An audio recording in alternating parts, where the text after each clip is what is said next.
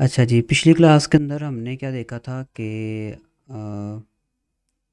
Website के basic एक आपको बताए थे कि वेबसाइट काम किस तरह से करती है। और उसके अलावा मैंने आपको डी जेंगो का थोड़ा सा बेसिक बताया था कि डी जेंगो जो फ्रेमवर्क है ये किस तरह से काम करता है। और मैंने ये भी बोला था कि उस क्लास को कम अज़ कम हर स्टूडेंट जो है ना वो दो दो तीन तीन दफ़ा देखे फिर आपको समझ आएगा।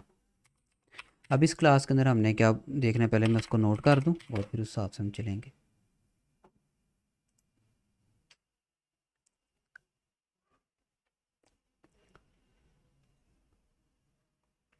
वैसे मैं सोच रहा हूँ कि जो पिछली क्लास थी ना उसमें से मैं आप लोगों को कुछ क्वेश्चन करूँ ताकि मुझे पता लगे कि आप लोग जो है वो किस स्टेज पर हैं।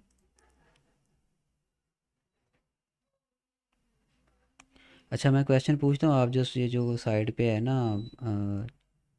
जहाँ पर चैट होती है ये मीट के अंदर ही, यहाँ पर ही बस रिप्लाई दे दें जब तक ये बोर्ड लोड हो रहा है। वो क्वेश्चन ये है कि फ्रंट एंड की फ़ाइल किस फोल्डर में होती हैं। फटाफट ज़रा ये जो चैट वाली है ना स्पेस यहाँ पर ज़रा वो रिप्लाई कर दें। फ्रंट एंड की जो फाइल्स हैं या HTML की फ़ाइल्स हैं वो अ, किस फोल्डर में होती हैं।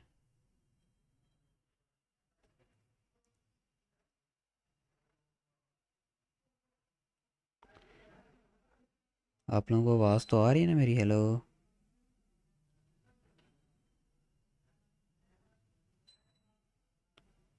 मॉडल डॉट पी वाई नहीं, मॉडल डॉट पी वाई के अंदर हमारे डेटाबेस के टेबल जो हैं उनका कोड होता है। बिल्कुल टेम्पलेट के फोल्डर के अंदर जो है ना वो आ, हमारी फाइल्स होती हैं HTML की। ठीक है।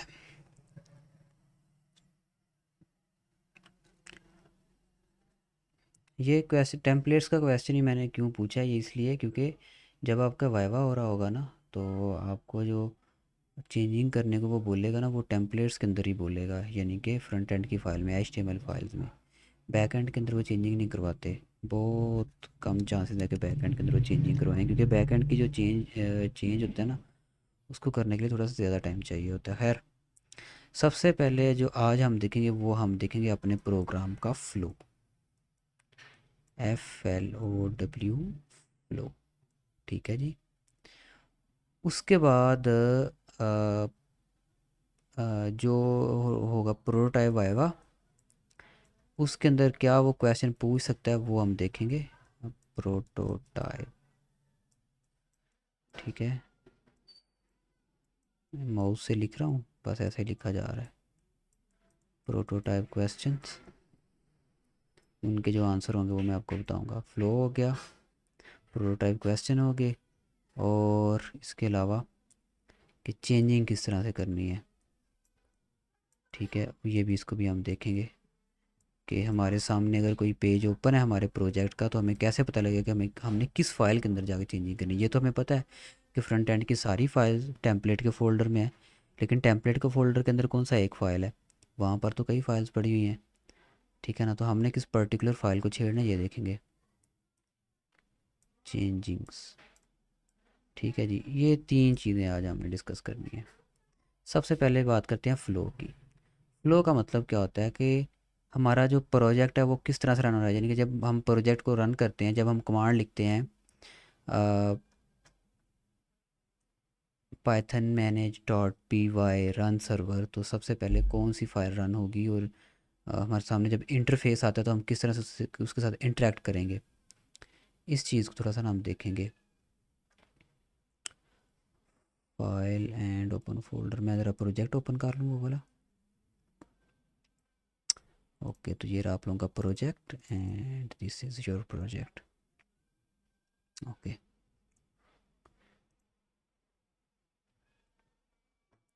ठीक है जी। अब मैं इसको ज़रा रन करवा लूँ।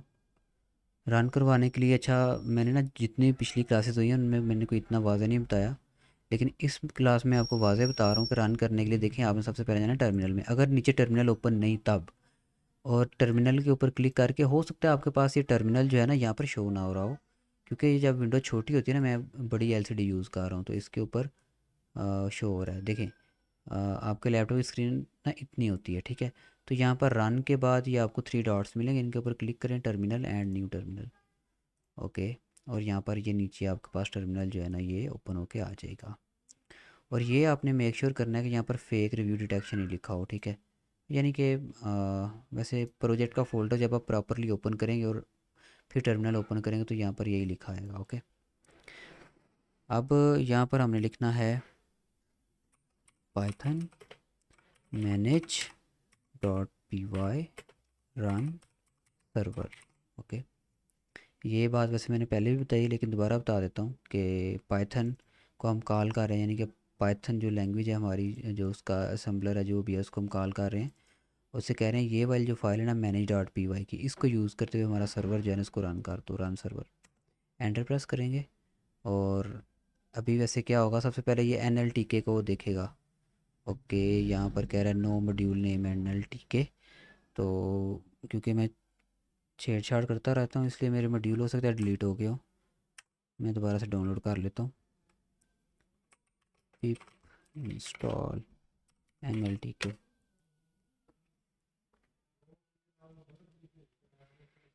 वैसे था एन एल टी के मेरे सिस्टम में लेकिन पता नहीं किधर गया। देखिए जब आपको कोई एरर आता है ना, तो एरर की जो एंड वाली लाइन है ना, वैसे तो एरर ये बहुत लंबा चौड़ा देता है, ठीक है, ये आप देख सकते हैं कितना लंबा चौड़ा एरर है।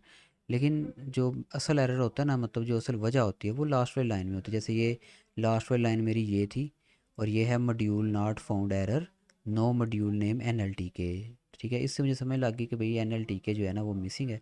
तो मैंने जस्ट लिखा, कमांड दिया pip install N L T K. तो अब ये एन एल टी के को डाउनलोड कर रहा है।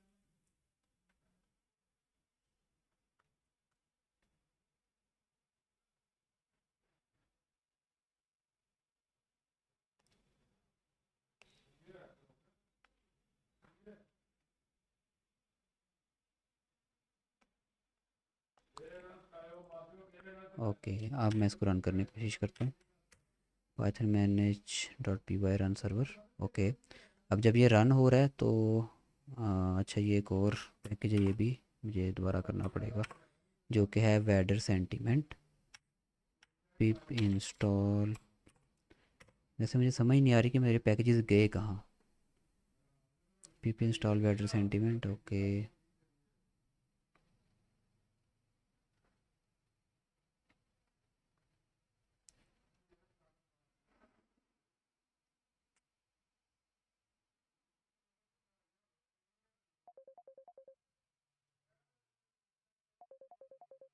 हाँ जस्ट वेट एक मिनट ज़रा, मुझे कॉल आ रही है, मैं कॉल ले लूँ। ओके जी, अच्छा जी, यहाँ पर पैकेजेस आई थिंक अब मेरा कोई भी मिसिंग नहीं है। अब मैं रन करता हूँ इसको, Python man dot P run server. Okay, okay तो रन हो गया, ठीक है। अब देखिए जब मैंने प्रोजेक्ट को रन किया ना, सबसे पहले ये कह रहा है डाउनलोडिंग पैकेज वैडर लेक्सिकन, ठीक है, टू, और उसके बाद ये जो डिफ़ॉल्ट यहाँ पर यानी कि कह लें कि ऐप डाटा का हमारा फोल्डर होता है, वहाँ पर ये हमारा जो पैकेज है वैडर लेक्सिकन, इसको डाउनलोड कर रहा है। ये क्यों हर दफ़ा डाउनलोड करता है या क्यों इसको चेक करता है, क्योंकि इसकी मैंने लाइन ऐड की हुई है यहाँ पर मॉडल डॉट पी वाई के अंदर जाके। ये रहा, ये एन एल टी के डॉट डाउनलोड वैडर लेक्सिकन, ये लाइन है जिस वजह से ये हर दफ़ा इसको चेक करता है। खैर, वैडर लेक्सिकन हमारी एक्चुअली एक डिक्शनरी है जिसको यूज़ करते हुए हम वर्ड को जो है ना वो फ़िल्टर करते हैं। क्योंकि हमने वो उसके ऊपर एनालाइज करना है ना, क्या कहते हैं उसको, सेंटीमेंट एनालिसिस करना है उसके ऊपर। तो यही वो डिक्शनरी है जो उसको एनालाइज करती है कि भाई ये वर्ड जो है वो बैड है, गुड है, न्यूट्रल, वो वाली चीज़, ठीक है। तो इसलिए इसको हम डाउनलोड करते हैं और जब ये रन होता है प्रोजेक्ट तो यहाँ पर ये स्टार्टिंग पे ये लाइनें में शो होती हैं। ओके, उसके बाद अब इसके ऊपर मैं क्लिक करता हूँ।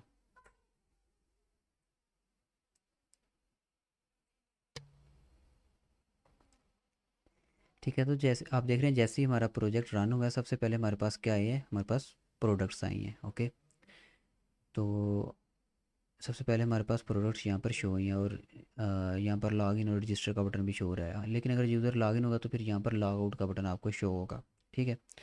अब बात करते हैं इसके प्रॉपर फ्लो की। ठीक है। हमारा सिस्टम एक्चुअली क्या है, मैं आपको टू द पॉइंट बताता हूँ कि यहाँ पर काफ़ी सारे प्रोडक्ट हैं, ठीक है। और एक प्रोडक्ट के ऊपर जब एक ही आईपी से ज़्यादा रिव्यूज़ होंगे, ठीक है, जितने हमने सेट किए होंगे, अभी मैंने आई थिंक 5 सेट किए हैं, तो मेरी आईपी से जब इसके ऊपर 5 रिव्यूज़ होंगे तो ये उसको डिटेक्ट करेगा, ठीक है, कि ये 5 रिव्यूज़ एक ही आईपी से आ रहे हैं, और उनको ये एज अ फ्लैग मार्क कर देगा, यानी कि एज अ फेक मार्क कर देगा। उसके अलावा हर रिव्यू की ये सेंटीमेंट एनालिसिस करता है, यानी कि सेंटीमेंट एनालिसिस मतलब कि ये रिव्यू पॉजिटिव है, नेगेटिव है या न्यूट्रल है, ठीक है। अगर तो मैं प्रोडक्ट को अच्छा बोल रहा हूँगा तो वो कहेगा कि ये जो रिव्यू है ये पॉजिटिव। अगर बुरा बोल रहा हूँगा प्रोडक्ट को रिव्यू के अंदर तो बोलेगा ये नेगेटिव। और अगर कुछ भी नहीं, बस मतलब ओके बोल रहा हूँगा तो ये उसको न्यूट्रल मार्क करेगा। उसके बाद एक और चीज़ ये स्टोर करता है, सेंटीमेंट स्कोर। सेंटीमेंट स्कोर और सेंटीमेंट एनालिसिस ये तकरीबन एक ही चीज़ें हैं। एनालिसिस जो होता है, एनालिसिस जब हम परफॉर्म करते हैं ना तो यही देखने के परफॉर्म करते हैं नेगेटिव है पॉजिटिव है। उसके बाद जो स्कोर होता है ना, अगर स्कोर पॉजिटिव में है, ठीक है, तो वो रिव्यू पॉजिटिव। अगर स्कोर हमारा नेगेटिव में जा रहा है तो वो जो रिव्यू है वो नेगेटिव, ठीक है। और अगर ज़ीरो है तो फिर वो न्यूट्रल। चलें अब इसको थोड़ा सा देखते हैं। ओके जी, फ्लो कुछ इस तरह से है। ये हमने एप्लीकेशन चलाई, फिर आपने करना है यूज़र को रजिस्टर, ठीक है। यहाँ पर आएँ और यूज़र नेम लिखें, वो वाला यूज़र नेम लिखना है जो आपने पहले ना लिखा हो। तो मैं यहाँ पर लिखता हूँ सुबान 100। इस तरह आप अपने नेम के साथ कुछ इस तरह का नंबर लिख सकते हैं जो आपको पता हो कि इस नाम का यूज़र पहले मैंने क्रिएट नहीं किया। उसके बाद पासवर्ड रखना है। पासवर्ड आप वही जैसे मैंने तरीका पहले बताया है, जिस तरह आप व्यू एलएमएस का रखते हैं। तो मैं वैसे आपको रिकमेंड करूँगा यूज़र, यू कैपिटल यूज़र $100 या इस तरह कुछ भी रखते हैं। यहाँ पर भी मैं वो रिपीट कर रहा हूँ, $100, ठीक है। ये जब आपने वाइवा देना है ना, तो जब आपको कहेगा हाँ भाई ठीक है मुझे कुछ करके दिखाओ, सबसे पहले आपने यूज़र, या वो खुद ही आपको बोलेगा यूज़र रजिस्टर करके दिखाओ, ठीक है। तो ये हम यूज़र रजिस्टर कर रहे हैं, ओके। रजिस्टर पे क्लिक करेंगे, ठीक है। अब अगर यूज़र सक्सेसफुल रजिस्टर हो जाएगा तो हम ऑटोमेटिकली यहाँ पर लॉगिन पेज पे आ जाएंगे, ठीक है। और यहाँ पर वो आप देख सकते हैं मैंने सेव के बटन के ऊपर क्लिक किया था, इसलिए वो खुद ही यूज़र नेम और जो पासवर्ड था यहाँ पर शो हो रहा है, ठीक है। हो सकता है आपके पास ना शो हो तो आपने खुद लिख लेना है। अभी मैंने लास्ट पे ये वाला यूज़र रजिस्टर किया, यूज़र सुबान 100 एंड पासवर्ड ये था। अब लॉगिन पे क्लिक करता हूँ, तो ये हम लॉगिन हो गए हैं और यहाँ पर ऊपर शो हो गया लॉग्ड इन एज सुबान 100। यहाँ से मैं लॉग आउट कर सकता हूँ, ठीक है। अब यूज़र लॉगिन हो गया है। उसके बाद यूज़र क्या करेगा, यूज़र जाएगा किसी भी एक प्रोडक्ट पे, लाइक मैं किसी भी प्रोडक्ट पे चला जाता हूँ, यहाँ पे चला जाता हूँ, पेंसिल। और अभी यहाँ पे कोई रिव्यू नहीं है तो मैं कहता हूँ पोस्ट अ रिव्यू, और यहाँ पे मैं एक रिव्यू पोस्ट करता हूँ, these pencils are very bad, I don't like this product, ठीक है जी, ओके, ठीक है। एंड सबमिट के ऊपर क्लिक करता हूँ, ओके। तो दी ये हमारा जो रिव्यू है ये सबमिट हो चुका है, ठीक है। अब हम ये देखना चाहते हैं कि ये रिव्यू क्या पॉजिटिव है नेगेटिव है, इसका एनालिसिस कहाँ पे है वो हम देखना चाहते हैं। तो जो देखें, जो अभी जो हमने रजिस्टर किया है ना, हमने एज अ यूज़र रजिस्टर किया है, एज अ एडमिन रजिस्टर नहीं किया, ठीक है। ये बात समझने की है। और जो नॉर्मल यूज़र है ये जस्ट रिव्यू कर सकता है, ठीक है, ना ये प्रोडक्ट ऐड कर सकता है, ना ये जो रिव्यू हुए हैं उनका उनकी रेटिंग देख सकता है। ये सारी काम जो है वो एडमिन ही सिर्फ कर सकता है। यूज़र बस क्या कर सकता है, खुद को रजिस्टर कर सकता है और रिव्यू पोस्ट कर सकता है, दैट्स इट, ओके। उसके अलावा यहाँ पर एक काम हो रहा है कि जो हमारी प्रोडक्ट्स हैं ये ऑटोमेटिकली अरेंज हो रही हैं फेक रिव्यू के हिसाब से, यानी कि वो प्रोडक्ट जिसके ऊपर फेक रिव्यू होंगे वो एंड पे आएगी। और उसके अलावा जिसका सेंटीमेंट स्कोर जो है वो कम होगा वो भी एंड पे आएगी। जिसका सेंटीमेंट स्कोर जो है, देखें सेंटीमेंट स्कोर जो है वो मैंने एवरेज निकाला हुआ है, ओके। यानी कि हर प्रोडक्ट के ऊपर जितने भी रिव्यूज़ होंगे ना उसका एवरेज, ये एक वेरिएबल मैंने बनाया हुआ है एवरेज सेंटीमेंट, इसके अंदर स्टोर होगा। और जिस प्रोडक्ट का एवरेज सेंटीमेंट सबसे अच्छा होगा वो सबसे पहले आएगी, ठीक है। लेकिन अगर उसके ऊपर कोई फेक रिव्यू होता है, उसका कोई रिव्यू मार्क हो जाता है एज अ फेक, तो फिर वो प्रोडक्ट एंड पे चली जाएगी, ठीक है। आई होप आपको समझ लग गई होगी। तो ये प्रोडक्ट ऑटोमेटिकली यहाँ पे इस तरह से रेंज हो रही हैं, ओके। सो अब ये तो था बस यूज़र का रिव्यू, यूज़र का व्यू, ठीक है। ये अभी तक जितना हमने देखा ये यूज़र का व्यू है। अब चलते हैं एडमिन के व्यू की तरफ। यूज़र ने कमेंट कर दिया, अब इस कमेंट को एडमिन देखेगा। सो एडमिन पैनल को एक्सेस करने के लिए ये गौर से देख लें, ये ऊपर 8000 लिखा है, इसके बाद आपने स्लैश डालनी है, उसके बाद आपने एडमिन, ओके, और फिर से स्लैश, ओके, 8000 के बाद स्लैश, एडमिन के बाद स्लैश और एंटर प्रेस कर देना है। ये अब आपके पास आ गया है किसका लॉगिन, एडमिन का। पहले जो लॉगिन देखा था और जो रजिस्टर लॉगिन किया था वो यूज़र था नॉर्मल, ये एडमिन। अगर यही यूज़र नेम मैं यहाँ पर लिख कर ये पासवर्ड लिख के यहाँ पर लॉगिन पे क्लिक करता हूँ तो ये बोलेगा कि please enter the correct user name and password, okay. So हमारा जो एडमिन का जो यूज़र नेम और पासवर्ड है वो ये है, एडमिन एंड एडमिन। और हम एडमिन पैनल में चले जाएंगे, लॉगिन। अब प्लीज़ वेट कीजिएगा 1 मिनट ज़रा।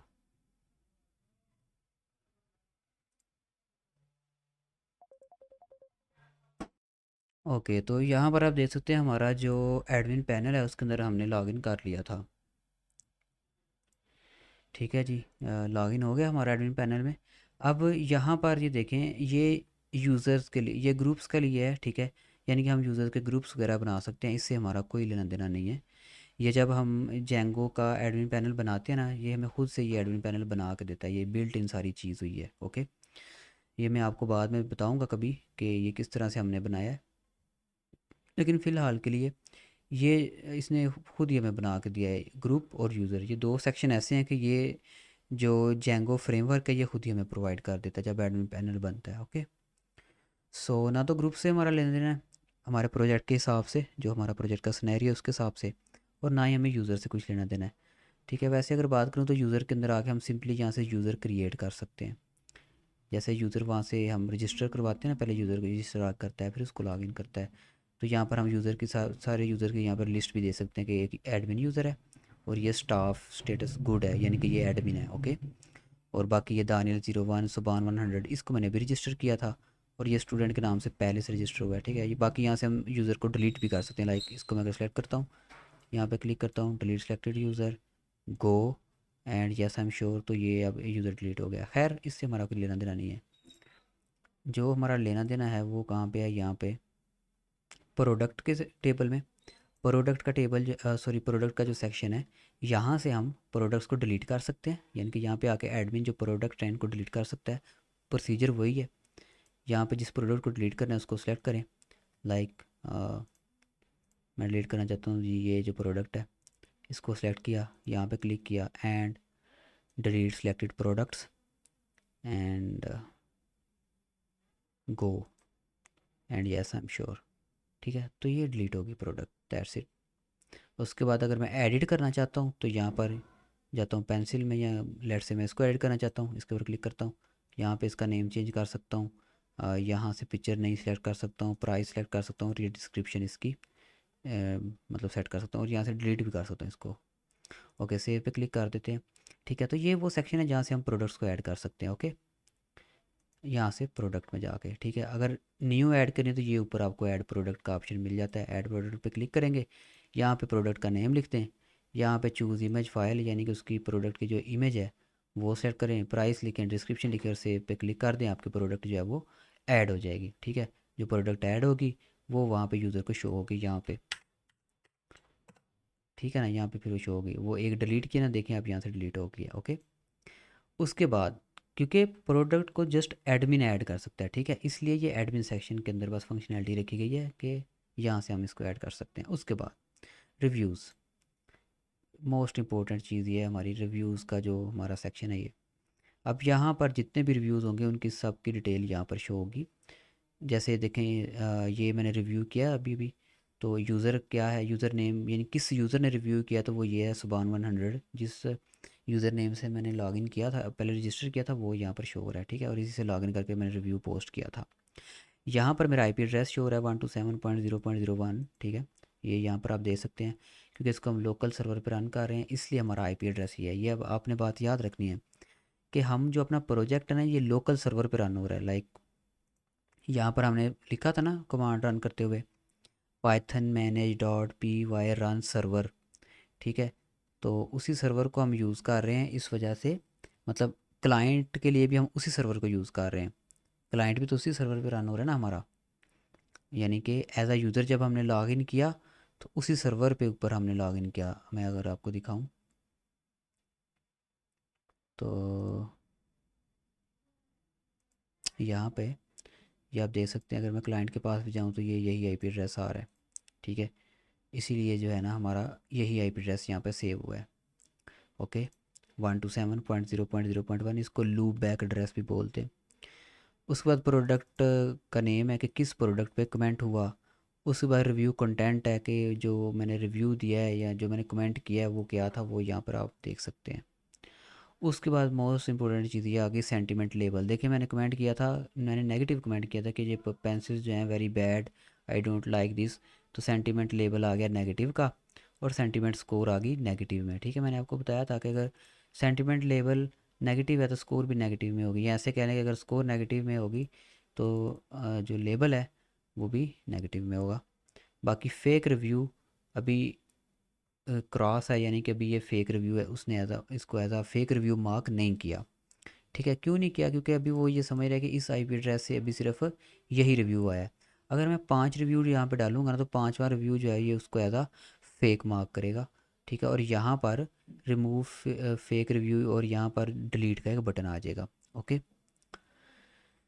तो ये था हमारा टोटल जो हमारी हमने ऐप बनाई उसका रिव्यू, उसका एक फ़्लो। ठीक है, कि ये कैसे काम करेगी। देखें दोबारा से बता देता हूँ।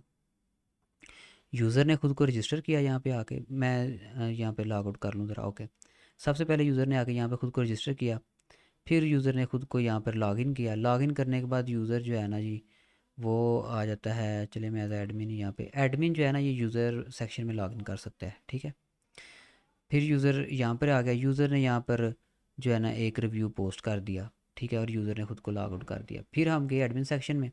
अब जो एडमिन है वो प्रोडक्ट क्या कर सकता है, ऐड भी कर सकता है, डिलीट भी कर सकता है। उसके बाद अगर प्रो एडमिन ने ये देखना हो कौन से रिव्यू हुए हैं, ठीक है, और क्या उनका सेंटीमेंट लेवल है, क्या स्कोर है, तो वो आएगा रिव्यू वाले सेक्शन में और यहाँ पे उसको हर रिव्यू की पूरी डिटेल मिल जाएगी। ओके, यही था बस। ठीक है, ये था हमारा फ़्लो। अब आई थिंक कि अगर कोई आपसे पूछता है कि यूज़र रजिस्टर करके दिखाओ, लॉगिन करके दिखाओ, तो आप इजीली कर लेंगे, कोई इतना बड़ा मसला नहीं है आपके लिए। हाँ, एक चीज़ है, अगर वो ये बोले कि एडमिन को रजिस्टर करके दिखाओ फिर क्या होगा? ठीक है, एडमिन को तो रजिस्टर हम कर ही नहीं सकते। अगर मैं यहाँ पर जाऊँ log out, admin log out हो गया और यहाँ पर जाता हूँ एडमिन पैनल में। यूज़र को तो रजिस्टर कर सकते हैं लेकिन एडमिन को कैसे रजिस्टर करेंगे, ये बहुत इंपॉर्टेंट चीज़ है। देखें यहाँ पर, जी हेलो,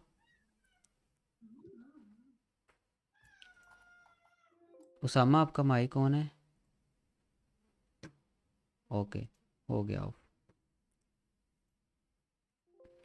अच्छा जी, मैं आपको कह रहा था कि यूज़र को तो रजिस्टर कर सकते हैं लेकिन एडमिन को कैसे रजिस्टर करेंगे? यहाँ तो रजिस्टर का बटन ही नहीं है।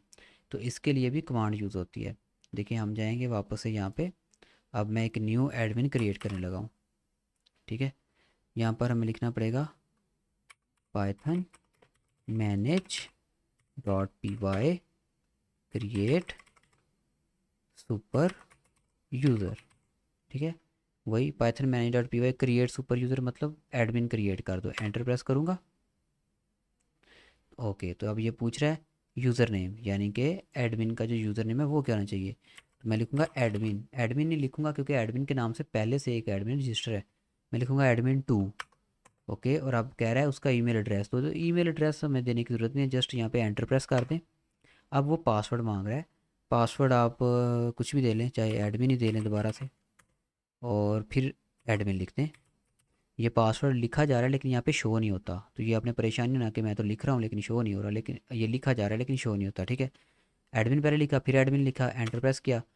ओके, अब वो कह रहा है कि पासवर्ड जो है ना वो यूज़र नेम से बहुत मिलता जुलता है, यानी कि यूज़र नेम एडमिन है और पासवर्ड भी एडमिन है। बात तो उसकी ठीक है। कह रहा है this password is too short, बहुत छोटा भी है, और कह रहा है ये पासवर्ड बहुत कॉमन भी है। कह रहा है इस पासवर्ड के अंदर ये इतनी मिस्टेक है कि आप फिर भी इसको यूज़ करना चाहते हैं, ये वो पूछ रहा है। क्या कह रहा है कि आप फिर भी इसको यूज़ करना चाहते हैं? तो जस्ट वाई लिख के एंटर प्रेस करेंगे कि हाँ जी हम ये पासवर्ड यूज़ करना चाहते हैं। एंटर प्रेस करेंगे तो यहाँ पर आ गया सुपर यूज़र क्रिएटेड सक्सेसफुली। ठीक है, ये इस तरह हम एडमिन को क्रिएट करेंगे। अब अगर मैं आपको यहाँ पर जाके दिखाऊं, तो यहाँ पर एडमिन 2 को से अगर मैं लॉगिन करूँ, लॉगिन, तो हम लॉगिन हो जाएंगे। ओके, यहाँ पर ये कह रहा है 127.0.01 रिफ्यूज़ टू कनेक्ट, यहाँ this site can not be reach, और जब ये नीचे आए रिफ्यूज़ टू कनेक्ट, इसका मतलब क्या है? इसका मतलब ये है कि हम अपना सर्वर को स्टार्ट करना भूल गए हैं, यानी कि Python manage dot P Y run server करना भूल गए। ओके, ठीक है, ये हमारा सर्वर रन हो गया। अब कंट्रोल की प्रेस करेंगे और इसके ऊपर ऐसे क्लिक करेंगे और ये हमारी ऐप दोबारा से रन हो गई। ठीक है, अब अगर मैं एडमिन पैनल में जाऊँ, तो आपको वो यूज़र नज़र आएगा जो मैंने अभी क्रिएट किया एडमिन 2 के नाम से। एडमिन, चलिए ज़्यादा एडमिन ही लॉगिन करता हूँ, एडमिन 2, और यहाँ पे यूज़र में जाता हूँ, तो ये आप देख सकते हैं एडमिन 2 यहाँ पे क्रिएट हो गया है और स्टाफ स्टेटस गुड है, यानी कि ये एडमिन है। ओके, ठीक है, अब आई थिंक कोई चीज़ रह नहीं गई जो मैंने ना बताई हो। इसके बाद नेक्स्ट क्या है? फ़्लो तो हमारा ओके हो गया। प्रोटोटाइप क्वेश्चन, ठीक है, अब इनके ऊपर ज़रा थोड़ा सा फोकस करते हैं। प्रोटोटाइप क्वेश्चन के अंदर सबसे पहले जो वो चीज़ पूछते हैं ना, वो यही पूछते हैं कि ठीक है जी, यूज़र को रजिस्टर करके दिखाएं। तो रजिस्टर करने का तरीका मैंने आपको बता दिया। आपने सबसे पहले अपनी ऐप रन करनी है, बल्कि ये ज़रूरी है कि जब आपका प्रोटोटाइप का वाइवा होना है, तो आपने सर को स्काइप पे कॉल करनी है। ठीक है, वो आपको सर बताएंगे, आपको टाइम देंगे कि इस टाइम पे आपने मुझे स्काइप पे कॉल करनी है। ठीक है, कॉल से पहले आपने सर को मैसेज करना है, जी सर मैं रेडी हूँ, मैं कॉल करूँ। वो कहेंगे ठीक है करो, तो आपने कॉल कर देनी है स्काइप पे। ठीक है, उसके बाद ये है कि कॉल करने से पहले आपने तकरीबन कम अज़ कम 1 घंटा पहले बैठना है। 1 घंटा पहले क्यों बैठना है? आपने अपना जो प्रोजेक्ट है ये रन करना है।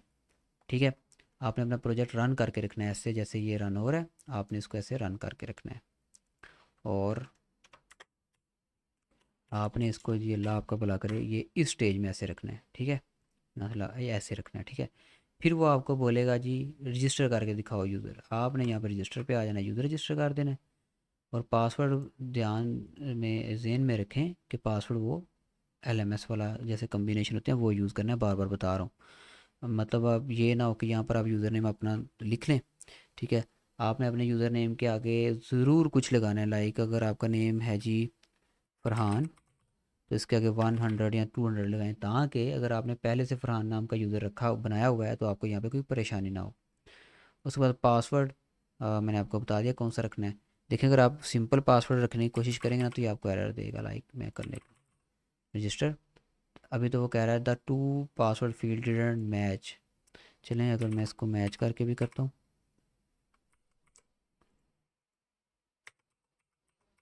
ठीक है, लेकिन ये मैंने पैटर्न को फॉलो नहीं किया। और अब ये कह रहा है this password is too short, it must contain at least 8 character. Okay, और दूसरा this password is too common.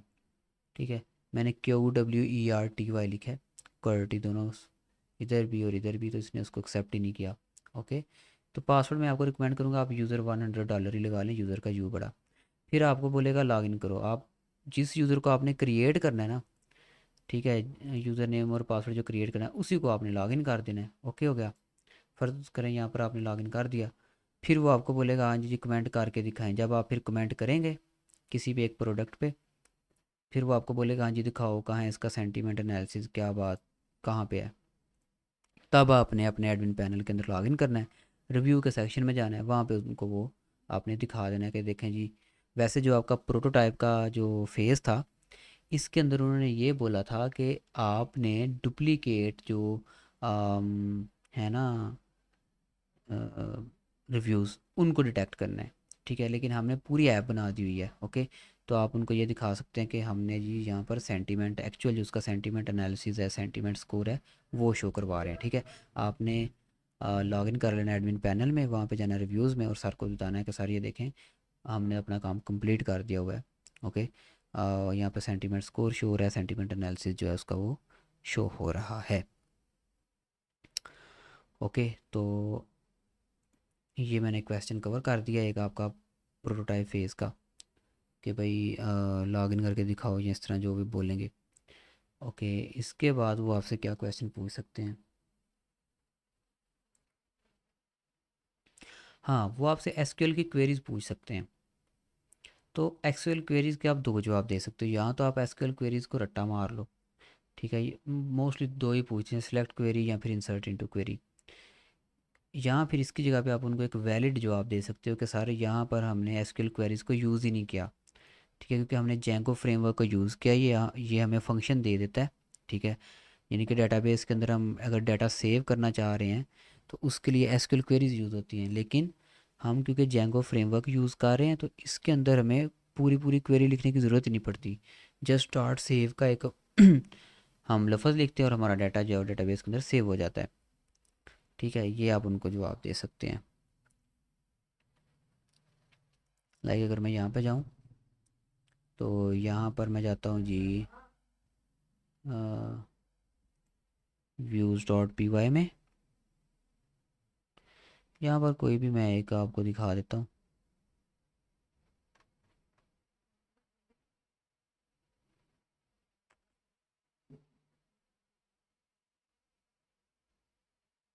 जैसे ये पोस्ट रिव्यू है, ठीक है।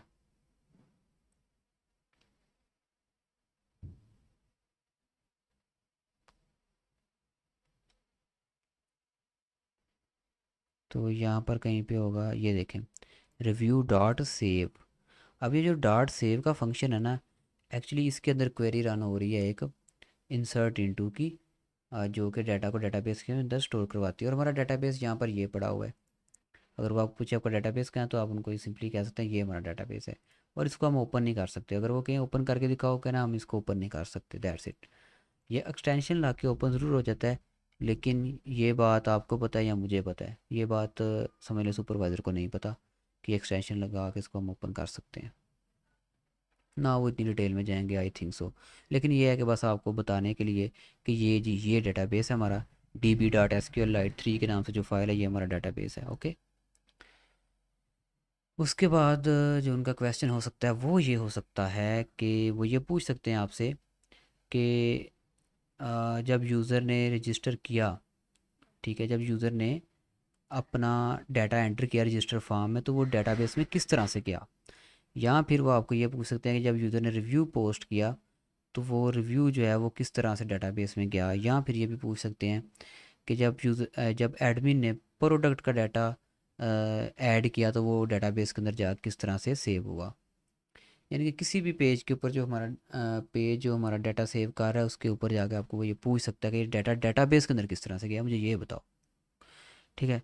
अब उसका जवाब आपने कैसे देना है वो बड़ा सिंपल है। देखें,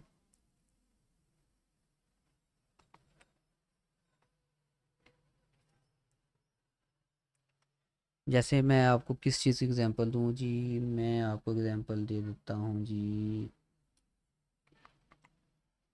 पहले यूज़र के हिसाब से देता हूँ, ठीक है, क्योंकि यूज़र जब डाटा भेजता है ना डेटाबेस में तो उसका प्रोसेस हो रहा है, जब एडमिन डाटा भेजता है डेटाबेस के अंदर तो उसका प्रोसेस थोड़ा सा और है। पहले बात करते हैं यूज़र वाले प्रोसेस की। तो यूज़र क्या कर सकता है, यूज़र पोस्ट रिव्यू कर सकता है और ख़ुद को रजिस्टर कर सकता है, यानी कि यूज़र अपना यूज़र नेम और पासवर्ड ये डाटा भेज सकता है डेटाबेस के पास। उसके अलावा यूज़र जो रिव्यू पोस्ट करता है वो डेटाबेस के पास जाके सेव होगा। तो हम क्या करते हैं, हम जाते हैं जी, सबसे पहले आपने चले जाना टेम्पलेट के फ़ोल्डर में, ओके।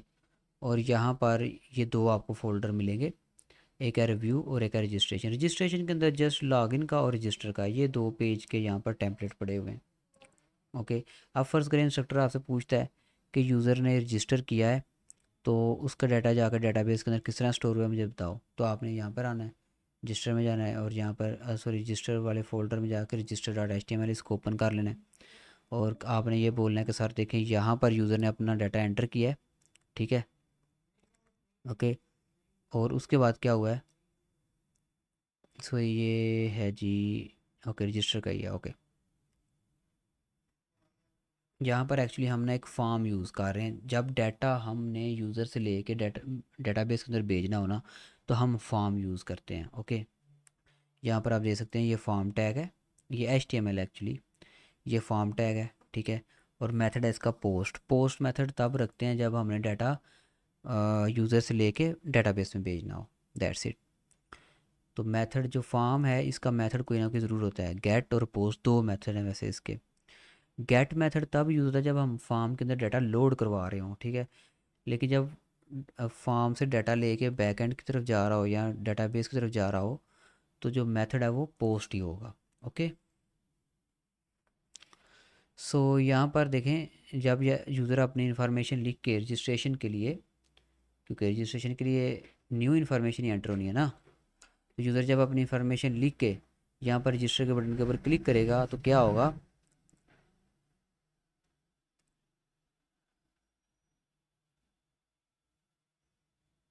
फॉर्म कहाँ पर गया, ये रहा।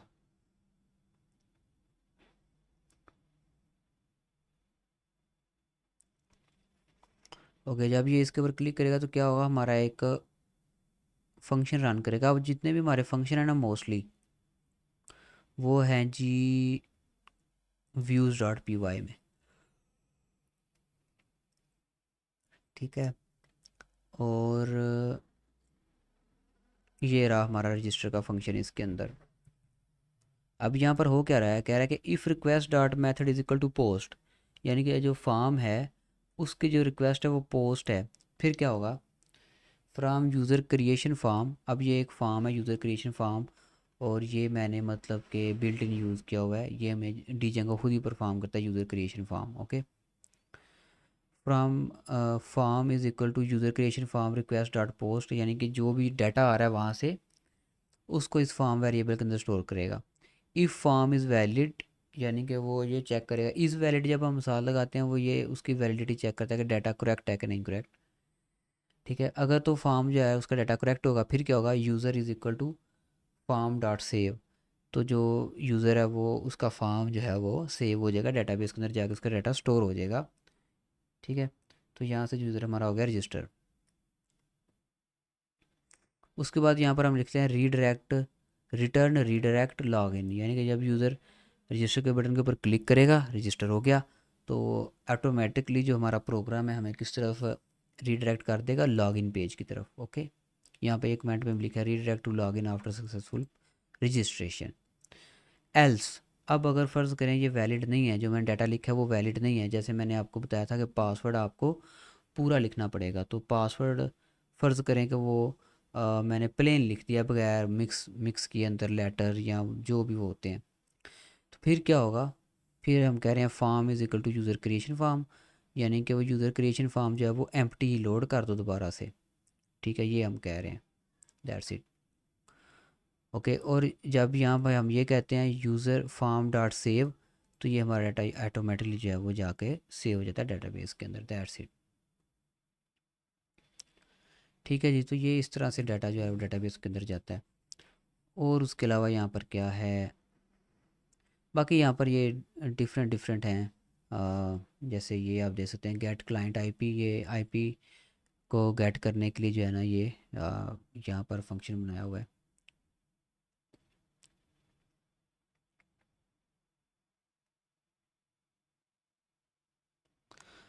ये प्रोडक्ट डिटेल का फंक्शन है।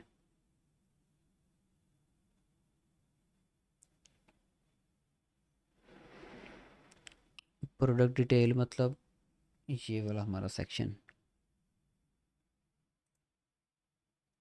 जब हम व्यू डिटेल पे क्लिक करते हैं तो ये वाला जो सेक्शन है ये हमारा प्रोडक्ट डिटेल वाला सेक्शन है, ठीक है।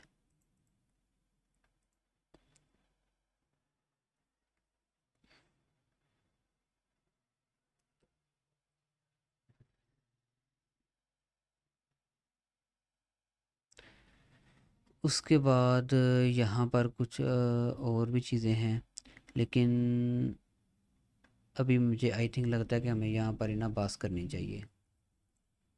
बाकी कल की जो क्लास है वो मैं टाइम से लूँगा और वो इससे आगे जो है ना उसके अंदर हम कंटिन्यू करेंगे इंशाल्लाह। बाकी क्या रह गया हमारा,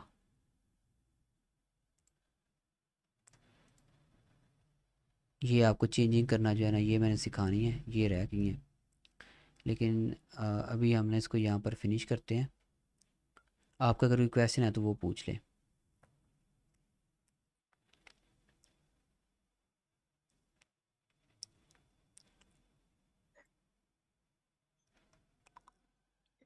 क्लास तो नहीं अपना करती हूँ और उसमें कोई भी रिव्यू इंसर्ट करती हूँ तो वो रिव्यू ही उसको शो कर।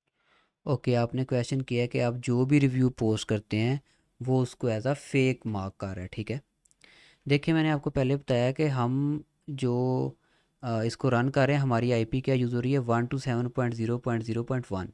ओके, तो आपने उस वो रिव्यूज़ ऑलरेडी यानी कि उतने पोस्ट कर दिए हैं कि वो उसने उसको as a fake IP recognise कर लिया हुआ है, ठीक है। इसलिए जब आप कोई कोई भी न्यू रिव्यू आप पोस्ट करते हैं तो उसने उसको एज अ फेक ही डिटेक्ट करना है। लाइक देखें ज़रा, मैं आपको एग्जांपल देता हूँ इसकी। मतलब अगर हम किसी और ये वाला प्रोजेक्ट किसी और कंप्यूटर पे भी रन करें तो भी वो यही आईडी लेगा। बिल्कुल, वो वहीं से, क्योंकि इसको हम लोकल उसके ऊपर रन कर रहे हैं ना, लोकल सर्वर पे, ठीक है। यानी कि कंप्यूटर को हमने एज अ सर्वर बनाया हुआ है, इधर ही रन कर रहे हैं, इधर ही यूज़ कर रहे हैं, तो हमारा आईपी वही यूज़ हो रहा है, 127.0.0.1। हाँ, जब हम इसको एक्चुअल सर्वर पे डिप्लॉय करेंगे और किसी और कंप्यूटर से जाकर एक्सेस करेंगे जिसका आईपी एड्रेस कुछ और होगा, सर्वर का आईपी एड्रेस कुछ और होगा, ठीक है, तो फिर वो डिफरेंट डिफरेंट आईपीज़ हमारी होंगी, वो डिफरेंट डिफरेंट आईपी उस हिसाब से फिर वो स्टोर करेगा। लेकिन अभी के लिए, क्योंकि हम इसको लोकल सर्वर पे रन कर रहे हैं, यूज़ भी इसी पे कर रहे हैं, तो ये हमारा जो आईपी एड्रेस है वो भी यही स्टोर कर रहा है, 127.0.1।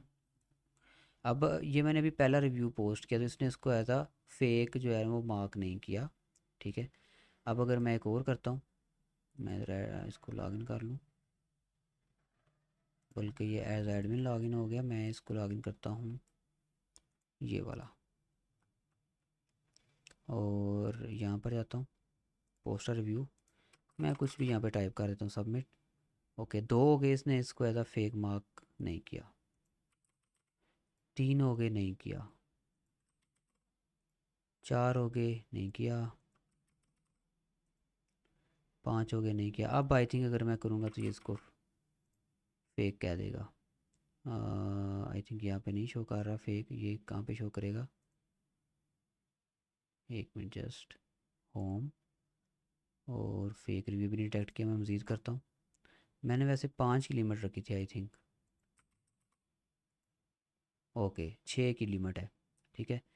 अ, एक, दो, तीन, चार, पाँच, छः, और जैसे ही मैंने सातवां रिव्यू किया है उसने कहा this review is flagged as fake, ठीक है, क्योंकि इन सब की आईपी जो है ना वो सेम है, ये सारे जो रिव्यूज़ हैं इनकी आईपी सेम है, इसकी भी सेम है, तो उसने अभी कह दिया कि this review is flagged as fake. Okay, और अगर मैं अब होम पे जाऊँ तो यहाँ पर भी वो आ रहा है कि फ़ेक रिव्यू जो है ना वो एक हो गया पेंसिल पे, दैट्स इट। अब अगर मैं यहाँ पर जाऊँ, ये अब क्योंकि न्यू प्रोडक्ट है तो यहाँ पर अगर मैं ऐड करूँगा तो वो उसको फेक मार्क नहीं करेगा, बल्कि नहीं कर रहा है, क्योंकि ये भी सेम आईपी से आ रहा है। और यहाँ पर अगर मैं जाऊँ हमारे एडमिन पैनल में,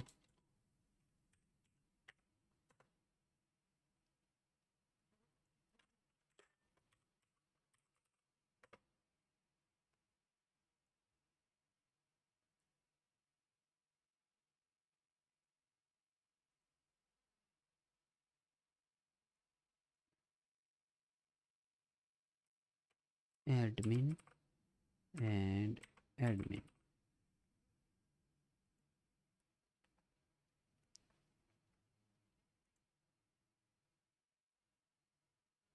रिव्यूज़, एंड यहाँ पर ऑब्वियसली जो आईपी एड्रेस है वो हमारा सेम रहता है, ठीक है, इसलिए फिर वो जो है ना उसको फेक डिटेक्ट करना शुरू कर देता है।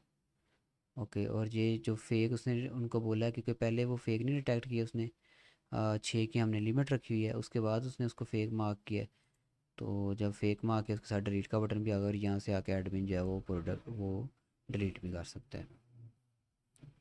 वैसे भी यहाँ पे अगर ना भी बटन आया हो तो यहाँ से हम इसको सेलेक्ट करके डिलीट कर सकते हैं, ठीक है जी।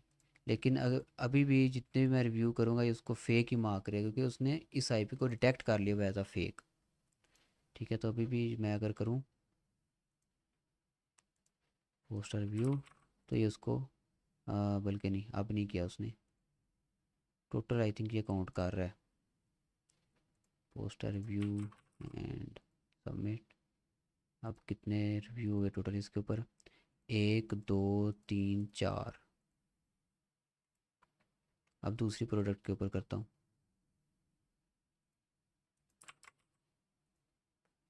अब टोटल हो गए जी हमारे पास कितने? 5। एंड अब मैं दूसरी प्रोडक्ट के ऊपर जाता हूँ। 6। 6 हो गए। अब अगर मैं किसी प्रोडक्ट के ऊपर करूँगा तो ये उसको as a fake IP mark कर देगा। इसी पे करता हूँ तो ये देखें उसने उसको एज अ फेक मार्क कर दिया, क्योंकि लिमिट हमने रखी हुई है जस्ट आई थिंक 6 की। तो 7 जैसे ही मैंने किया सेम आईपी एड्रेस, तो उसने उसको एज अ फेक जो है वो मार्क कर दिया। That's it.